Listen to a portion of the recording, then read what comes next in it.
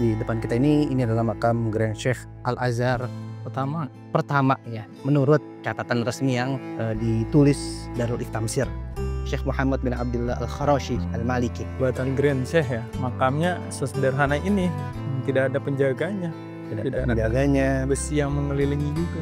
ya.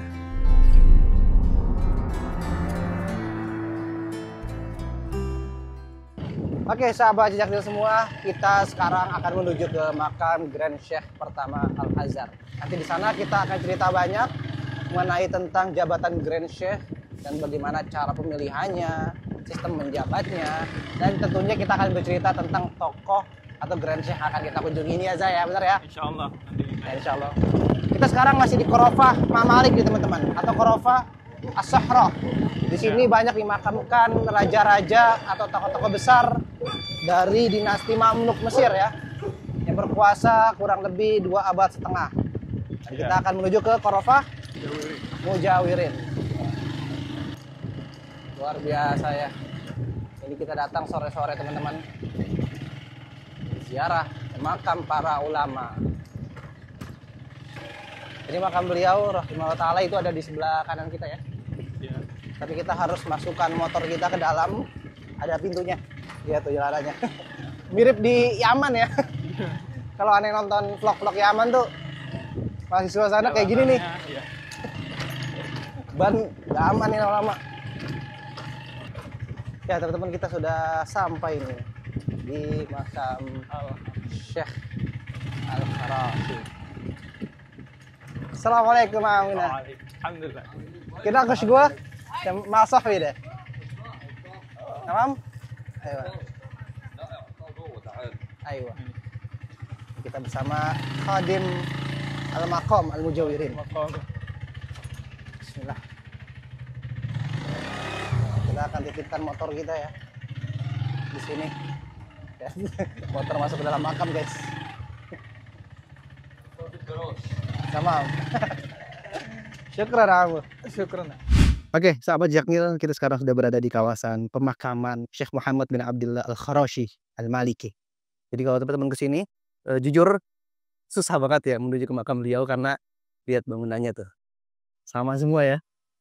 Kalau nggak tahu, memang harus nyasar dulu kayaknya. Iya, karena ya kayak gini nih, kayak labirin. Jadi lihat patokannya nih, di situ ada kubah tuh, ada bangunan di sini, masuk ke dalam sini. Bismillahirrahmanirrahim. Assalamualaikum.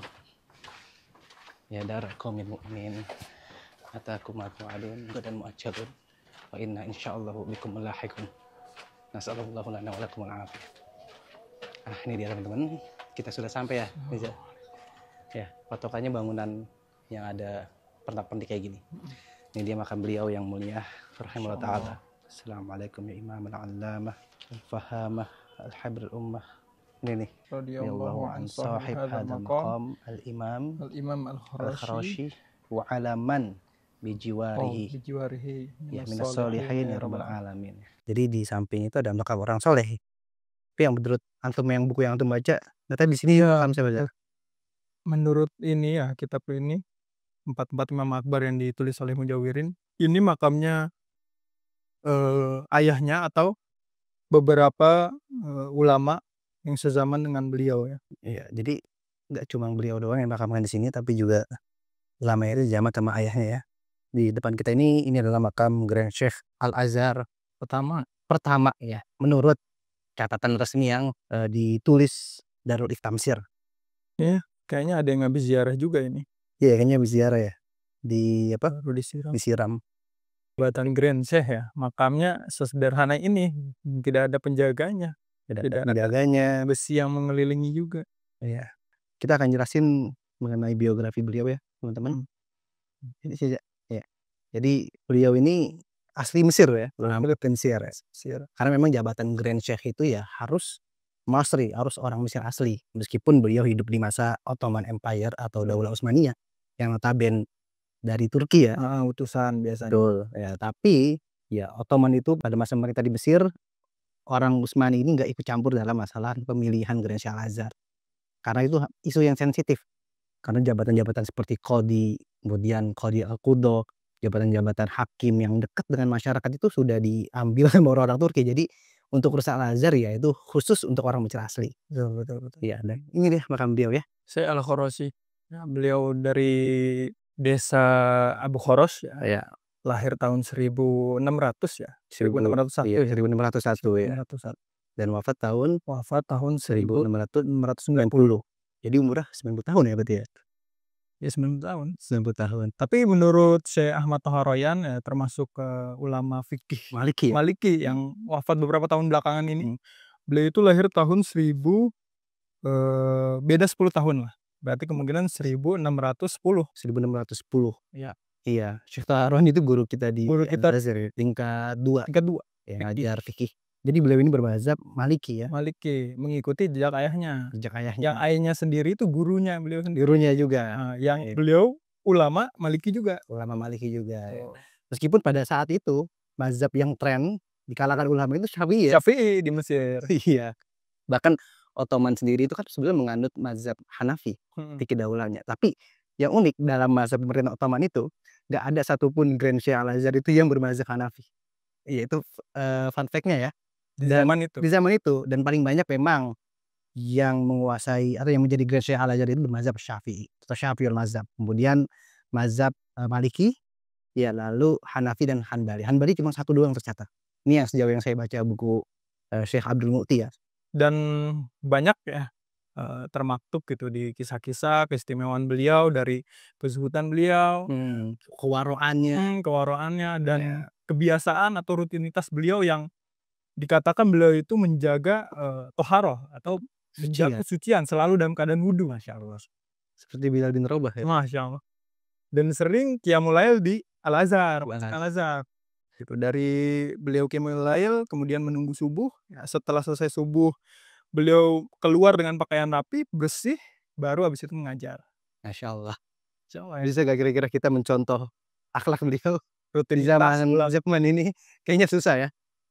Ya, dan memang di zaman tersebut, di zaman Ottoman khususnya ya, pemilihan Grand Syekh itu bukan karena faktor orang yang paling berilmu ataupun yang paling tua umurnya, tapi memang salah satu indikasi faktornya itu pertama dia harus dikenali kalangan masyarakat sebagai yang tokoh alim, minimal alim kan. Kemudian warok juga ya tadi ya, kemudian akhlaknya zuhud. Iya, jadi tidak ada timpangan antara alim, ulama dan juga masyarakat. Nggak bisa tuh dia mau jadi Grand Syekh Al-Azhar tapi hidupnya flying sick, mustahil. Iya, hidupnya ya tetap harus bisa berbaur dengan masyarakat. Jadi dia parameternya itu ya dia berilmu tentu, kemudian diakui keilmuannya minimal oleh para seniornya, dan muridnya banyak.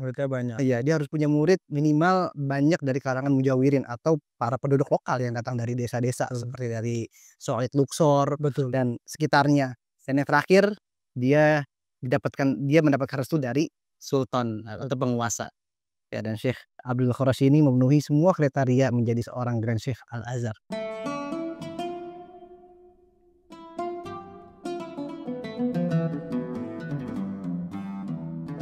Jadi sahabat Jejak Nil, selain dikenal sebagai figur yang mencetak dan melahirkan banyak alim ulama besar, Syekh Muhammad Al-Khoroshi juga mempunyai banyak karya ya dalam berbagai disiplin ilmu, termasuk yang paling viral itu ya Syarah Al-Khoroshi ya ala Mukhtasar Khalil dalam fikih mazhab Maliki ya. Ya, mazhab Maliki gitu. Kemudian Risalah fil Basmalah ya. Kemudian ada juga dalam bidang nahwu ya, Syarah Muqaddimah Al-Ajrumiyah yang kitab-kitabnya dikaji ya oleh seluruh Indonesia. Banyak pesantren Nusantara gitu sampai sekarang. Nah, ada juga Hasyiah Al-Isa Guji gitu dalam bidang mantik. Insyaallah. Jadi nggak cuma membahas fikih mazhab Maliki tapi membahas nahwu, kemudian mantik ya dan sebagainya. Oke, Masya Allah. Jadi memang ulama zaman dulu bedanya ya sama sekarang. Zaman dulu tuh mutafannin. Betul. Jadi banyak cabang ilmu itu dikuasai. Benar. Ya, bahkan dalam situs resmi Darul Ifta saya baca biografi beliau itu menguasai sekitar 12 cabang ilmu. Jadi ya. Bayangin ya, kita di zaman sekarang satu cabang ilmu pun udah keteteran. Udah beliau banyak sekali di zaman waktu itu ya 12 cabang ilmu sekaligus menguasai. Itu termasuk kelebihan orang-orang zaman dulu yang dasarnya atau pondasinya itu sudah dibentuk dari kecil. Ya.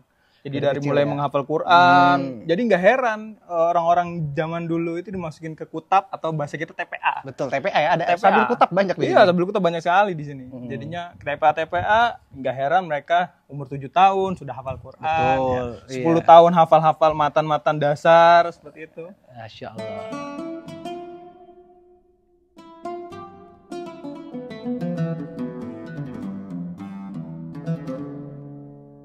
Guru-gurunya sebenarnya ada banyak, cuman yang paling terkenal itu beliau itu berguru dengan Syekh Ibrahim Al-Laqani. Konia, Syekh Ibrahim Al-Laqani ini pengarang kitab pengarang kita Harut Tauhid. Jauharut Tauhid ya. Luar biasa.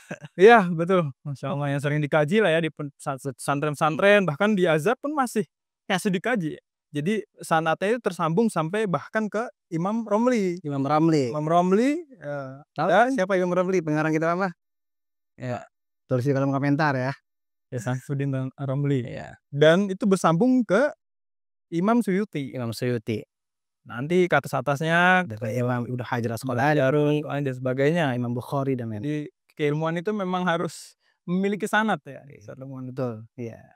Dan Syekh Al-Laqani ini sebenarnya juga ada kaitannya dengan ulama kita. Bagaimana? Ulama Nusantara ya pada zaman itu. Jadi Gimana beliau, tuh?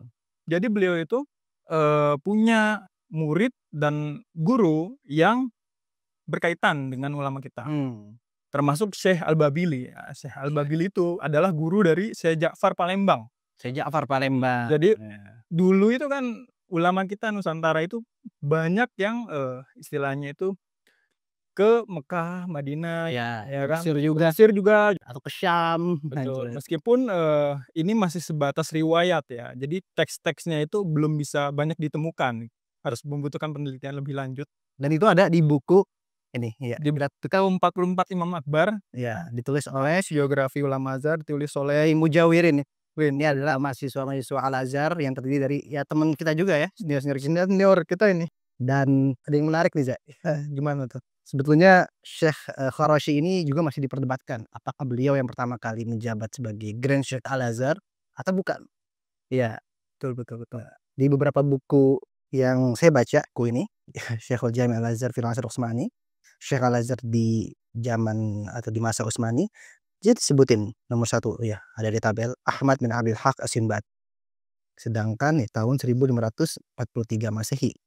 Ya, sedangkan Syekh Al-Kharashi, ya, Muhammad bin Abdul Al-Kharashi itu di sini lihat sebagai Grand Syekh yang ke-16.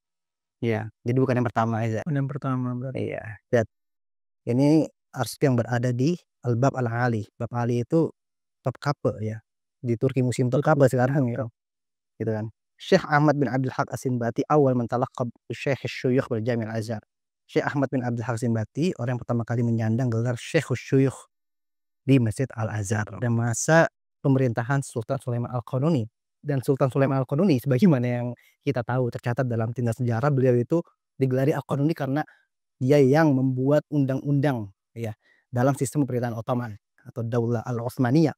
Yang kita tahu Daulah Utsmaniyah itu memerintah di Mesir kurang lebih 400 tahun, itu yang formal ya, dari tahun 1517 sampai ya detik-detik keruntuhannya 1920-an Masehi.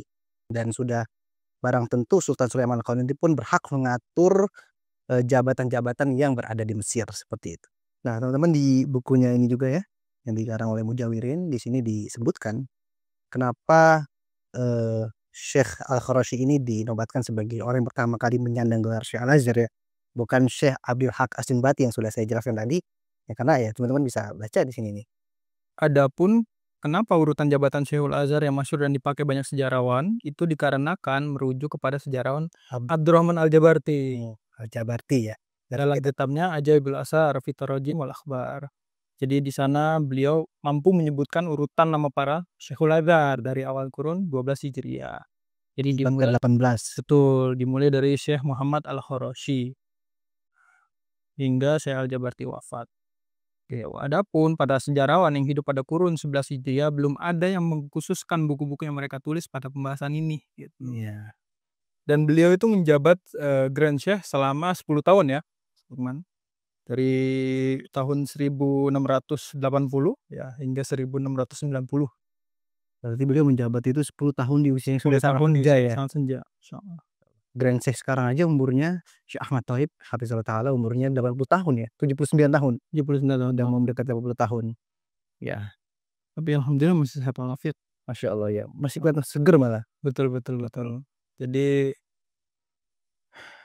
kebiasaan masyayikh kita itu menjaga tubuhnya, terutama jiwanya juga ya, rohaninya Betul.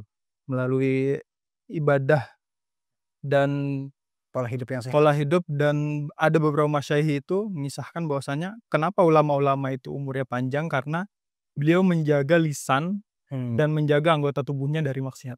Masya Allah. Jadi beliau diberkahi secara umur ya, Secara dan zahiriyah zahiriyah dan dan lahiriah. lahiriah. Batinnya.